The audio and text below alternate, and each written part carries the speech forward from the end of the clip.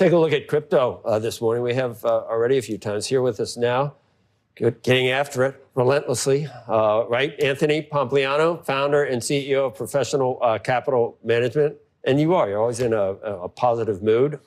Even though crypto is not always positive, it is this morning. You expect more new highs on Bitcoin. I mean, new all-time high. Satoshi couldn't have written a better script, having it hit a new all-time high on the night of the election. I think one of the most important things is we have the first Bitcoin president. President Trump ran on a campaign point that he was going to protect Bitcoin. He was going to create a Bitcoin strategic reserve. And I think that you saw Bitcoin's price kind of reflect having somebody who was so pro-Bitcoin win the White House. So relatively, it's not that recent, I guess. But so you think this is the real Donald Trump on Bitcoin that he's been for the last, how long, a year and a half?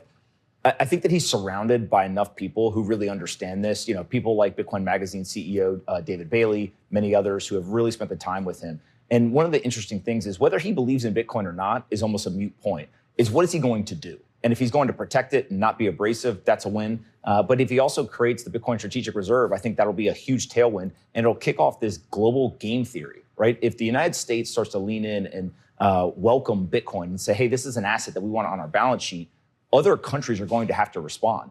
And the interesting thing about Bitcoin is that it's been a bottoms-up adoption story. Individuals adopted it first. Now we see corporations and financial institutions. But the central banks are some of the biggest buyers of gold. Gold is up huge. And so if central banks start to buy Bitcoin and put it in their reserves, that would be a massive tailwind for Bitcoin.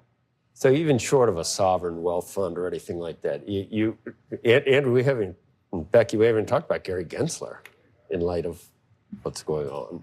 You mean that he's not going to have a job? You tell me. Of course he's not going to have a job. What do we need to talk about here? We know who's not going to be SEC commissioner. I can tell you who's not going to be the SEC commissioner. I can tell you who's not going to run the FTC. Yeah. I can tell you who's not going, right? I can go through the list. Yeah. It's going to be a house cleaning, obviously. Mark Cuban is not going to be if he wanted to be at this point. You think Gensler's gone, and you think that would be good? I think people expect whenever a new president comes in, they're going to, kind of play musical chairs with all the regulatory organizations. What I do think we are on the precipice of is a kind of an economic explosion. Right, we have somebody who's coming in who obviously is very business friendly. He's surrounded by people who are very business friendly.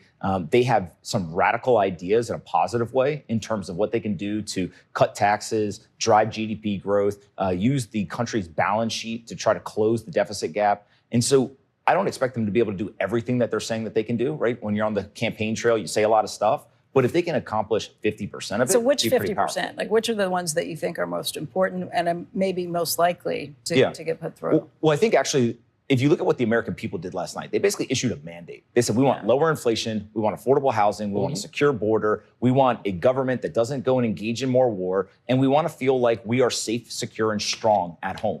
And so if you are the president coming in and you can say, how do I get inflation down and under control? If you look at home affordability, start to deregulate and allow people to build more housing in this country. Right, because the problem is not giving people $25,000 to say you can go ahead and buy a house. The problem is creating more supply. For a minute, I thought you were pitching the inflation trade. You're talking out of both sides of your mouth. All these things that he's going to do with tariffs and cutting taxes and, not all taxing good for tips. Bitcoin. Yeah, all good for Bitcoin because of inflation. Then you just said he's going to bring inflation down. I don't know who I believe. I think I don't know which part of you I believe. I think there's a difference between skyrocketing inflation and currency debasement, right? And the currency debasement is why Bitcoin goes up. Inflation is usually happens alongside it, isn't it? It's not in the sense that you can have the currency continue to debase and lose purchasing power without having that inflation number spike to 9%.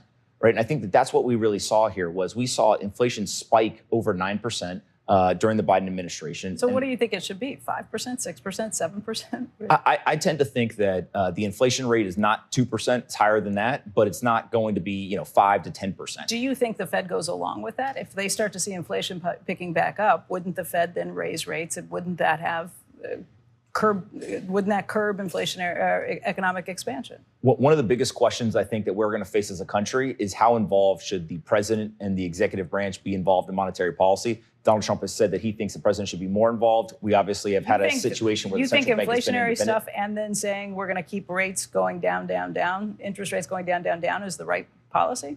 I don't think that you can keep rates going down if inflation is spiking. And so I think that's where you get a lot of complexity. And it's not as clear in terms of when inflation is spiking, what do you do to get it down? And by the way, the bond market isn't paying attention to the Fed lowering rates at this point anyway, not on the long end, not even on the short end at this point. But the 10-year is all the way back up at 447. So there's only so much that any administration or any Federal Reserve can do. Yeah, one of the things that's really interesting about policy is you kind of draw, the perfect playbook, right? You're like, hey, this is the theory of what could happen. But then that plan meets the real world. And so you can try to do like all Mike these Tyson, things. right? You can do all these things till somebody punches you in the face. Yeah. What if that person punching you in the face is the bond market? And it's also a very complex system. So you say, hey, I'm going to go get home affordability down. Okay. Or you go and you do that. As soon as you do that, all of a sudden inflation spikes somewhere else. You got to go and you try to address that. Then asset prices crash, right? And so you're just constantly incentivizing people to build more housing supply. That seems like the right way to go at it. And one of the questions I think with housing supply is how much is the president and the national government able to do that versus is it local governments? One of the things that I say is for your investment portfolio, the Federal Reserve chairman is more important than the president.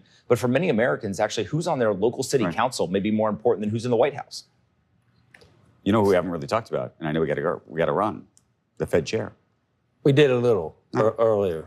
But do we really think that Powell stays? I don't know. Does it go? Does the Fed stay independent? This is the question. I don't think Jay Powell is planning on going anywhere. I don't think Jay Powell is planning on going anywhere. I think it's very hard to remove Jay Powell, Right. but there's been talk about Our all guest sorts of mentioned things. Nixon and Arthur Burns, and then I mean, HW blames his loss on Greenspan.